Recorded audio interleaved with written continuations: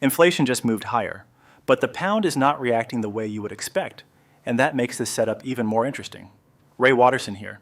UK inflation climbed to 3.3% in March, marking the highest level in 3 months. The move was expected, but the drivers behind it matter. Energy is the key story. Geopolitical tension, especially linked to the Iran situation, is pushing costs higher across the board. Transport prices jumped sharply, fuel costs surged, and this is starting to feed into broader inflation. And here is the bigger risk: second-round effects. Food and services inflation could start picking up in the coming months, which means the Bank of England may have to keep policy tighter for longer. But despite all of this, the market reaction has been muted.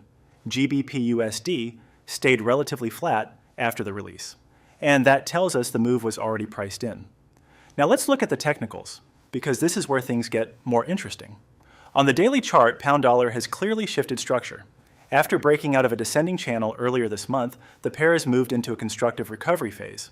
That is a key transition. Price is now holding above both the 100-day moving average at 1.3455 and the 200-day moving average at 1.3413. This creates a strong support base underneath the market. And as long as price stays above that zone, the bullish structure remains intact. Now focus on the key level, 1.3500. This is the psychological pivot where price is currently consolidating. Bulls need to hold above this level on a daily closing basis to maintain momentum. If that happens, the next resistance to watch is 1.3584.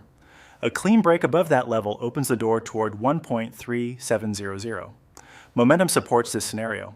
RSI is around 58, which means there is still room for the move to extend higher before becoming overbought. But there is a clear invalidation level.